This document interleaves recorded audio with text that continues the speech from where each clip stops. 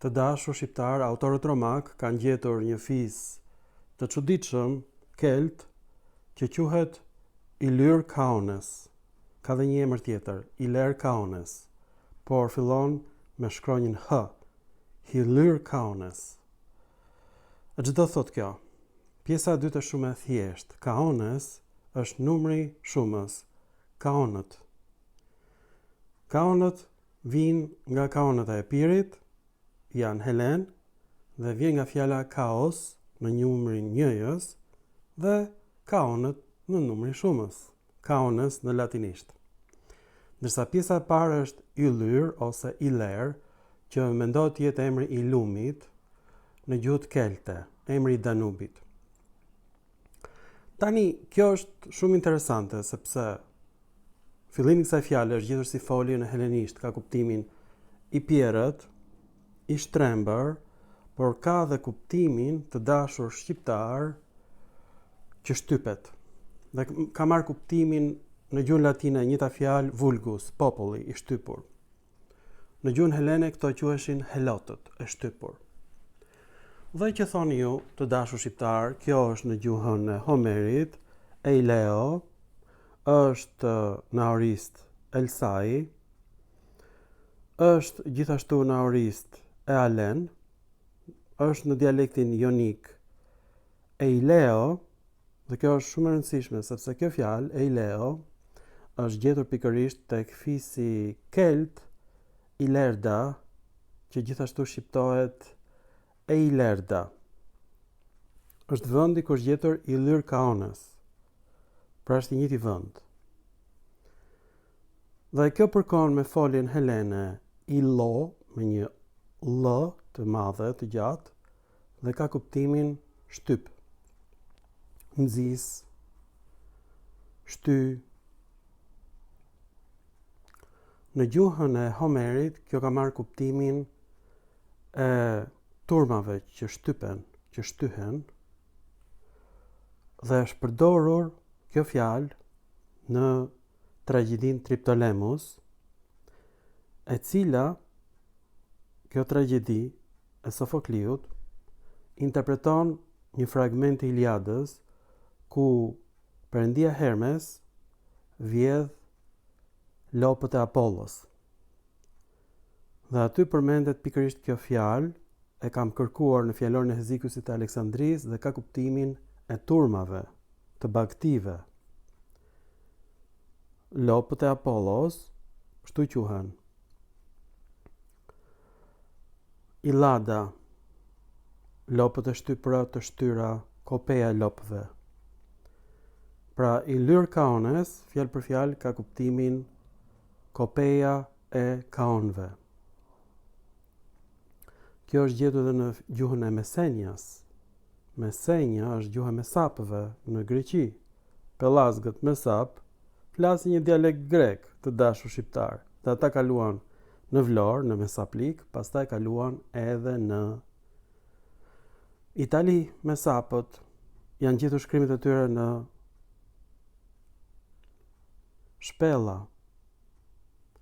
E të mërshme, të gjithë mendonin që mesapët ishin ilirë, janë ilirë, por flasin një dialekt helen. Pra ilirët janë helen nga Kaonia.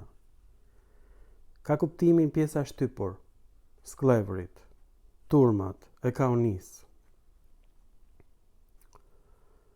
Pra vetë grekët nuk e dinin çdo thoshte kjo fjalë dhe e kam zbuluar unë. Poshtë filmit do gjeni përshkrimin e saktë, si e bëra këtë zbulim. Është zbulim madhështor, i papërsëritshëm.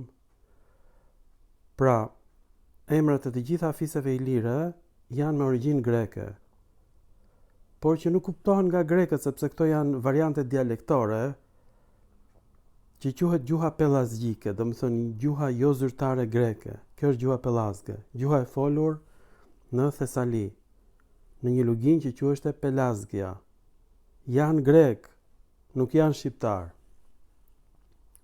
Pra është dhe varianti Ilyr Kaunes, por është dhe varianti Iler Kaunes, po me një h nistore. E pabesueshme për te imagjinatës njerëzore. Nuk gjej dot fjalë. Këtë unë do ta fus sot në fjalorin e gjuhëve indo-europiane. Mori fund kjo gjë. Dhe tani më thoni mua, kush meriton më shumë shikime? Gjeniu i gjuhësisë shqipe, që ju tregoj juve emrat e fiseve ilire. Tani, nga të gjithë shqiptarëve, më shumë ju ka mbetur qefi Dibranëve. Përsa? Dibranët kujtoni se ishin super pelazg dhe janë mega pelazg. Emri i tyre është Penestaj, do thot sklevrit. Më pelazg nuk e gjen dot. Të gjitha emrat e qyteteve Dibrane janë greke, të pastra. Po dhe emrat e qyteteve në Kosovë janë greke ose latine, të gjitha. Kryeqyteti i Dardanëve ishte Damastion. Do thot zbus, në gjuhën greke. Të gjitha qytetet ilire kanë emra grek. Aulon, do thot ngushtic, Gryk, emri Vlorës, është në numrin shumës. Dyrachion, vjen nga fjala dys i keq dhe rachion i thon shkëmbit, në gjuhën greke. Lissos, emri Lezhës, do thot guri rumbullakët, që përfaqësonte Apollon. Shkodra është gjithë dhe varianti Skorda. Vjen nga kuptimi i fjalës hardhuc. Është dhe figura hardhucës në monedat e Shkodrës. Por është fjalë helene dhe shqipe në të njëjtën kohë. Shqipja ka marrë shumë fjalë nga dialekti dorik. Këto janë zbulimet e mia. Dhe tani, më shumë shikime kanë jevgat në internet, që ju thonë që jeni pelazg, se sa unë. Unë jam autori i fjalorit të gjuhëve indo-europiane që kanë nxjerr falas për ju në internet. Po unë duhet kisha marrë për çdo film një medalje. Të gjitha metalet e Shqipërisë duhet të kisha harxhuar presidenti i Shqipërisë për të shtypur medalje në zyrën e presidencës për mua. Këtë kam bërë për Shqipërinë dhe shpërblimi ka qenë i padukshëm. Emri im nuk përmendet në asnjë gazetë, në asnjë portal. Kanë frikë ta përmendin emrin tim sepse unë ju them të vërtetën shqiptarëve. Kryeministri shqiptar bën postim në rrjetet sociale dhe thotë është gjetur në Dibër një var madhështor, një perandori romak, dhe shkrimi aty është dy gjuhësh. Por ai nuk thot se cilat janë këto gjuhë, është latinishtja dhe greqishtja, dialekti dorik. Po ashtu, Neritan Ceka deklaron në televizion që ka ilir në Apolloni, në prapatokën e Apollonisë. Ku ishte kjo prapatoka? Në zonën e fekaleve të Apollonisë, aty ku mblidheshin mjalti i Apollonitëve, ku ishte pra kjo prapatoka e tij? Se në të gjitha rrethinat e Apollonisë, të gjithë emrat janë në helenisht. Dhe Neritan Ceka thot shqiptarëve që mbi shkrimet në Apolloni dhe në Butrint janë dy gjuhësh, dhe shqiptarët kujtojnë se kjo është shqip greqisht. Dy gjuhësh do thot latinisht, greqisht. Nuk ka gjuhë shqipe fare, nuk ekziston gjuha shqipe. Gjuha shqipe ka vetëm disa fjalë të dialektit dorik, si për shembull pordha dhe miza. Dhe ujete, ivata është në dialektin e Cakonjas. Pordha është në dialektin e detit Pontik. Në Azinë e Vogël, kjo është pordha. Dhe miza ose myza është gjithashtu në gjuhën e Cakonjas. Miza dhe pordha janë dy fjalë që ka të përbashkëta shqipja me greqishtën. Ose i kemi të trashëguara, ose i kemi si substrat të dialektit dorik. Kjo është lidhja shqipes me greqishtën. Miza dhe pordha të dashur shqiptar.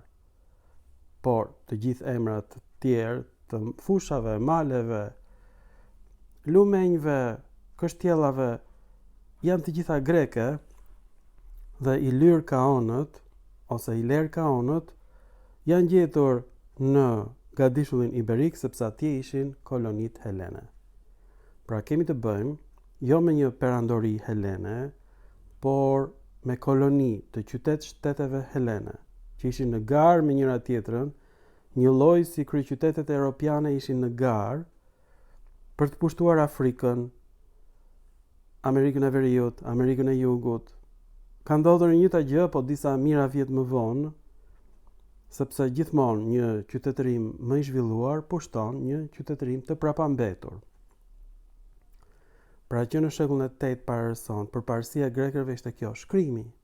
Po të kesh shkrimin, ke inxhinier, ke filozof, ke histori, ndërton anije, ndërton qytete, ke arkitekt, dhe po të mos kesh shkrimin, nuk ke asgjë, je shpellar. Pra këta janë shqiptarët, nëse kanë ekzistuar, në rasti më të mirë kanë qenë Penest, Dibran, që ju kanë shërbyer grekërve sipas autorëve grek. Ky është rasti më i mirë, nëse ne kemi qenë shërbyes të grekërve. Rasti më i keq nuk ka patur fare shqiptar këtu. Por ka patur sepse gjuha shqipe ka fjalë që gjenden vetëm në shqip dhe në greqisht. Që është e sigurt që ka patur këtu shqiptar, kjo nuk diskutohet. Tani ju mund ta quheni veten si doni. Lezhjan nga Lisus, Vlonjat nga Olona, Dursak nga Dyrachioni. Mund ta quheni veten Pellazg nga lugina e Pellazgjis në Thesali. Të gjithë janë emra grek, more. Quheni veten si të doni, çfarë si ka se si e quhen ti veten Pellazg, Ilir, Mjalt, quha veten si të duash ti, Miza po desha. Këta janë emra grek. Pra, gjëja më e mirë që kanë bërë grekët ka qenë kjo, kanë regjistruar emrat e sklevrëve të tyre. Dhe në qoftë se ne kemi qenë sklevrë të helenëve, kjo është gjëja më e mirë shqiptarët që kanë nga historia, asgjë tjetër. Është një lloj sikur qeni të gëzohet që i Zoti ka vënë emrin, kaq. Kjo është historia e qenit, historia jonë. Ju faleminderit për vëmendjen dhe mirupafshim në filma të tjerë shkencor.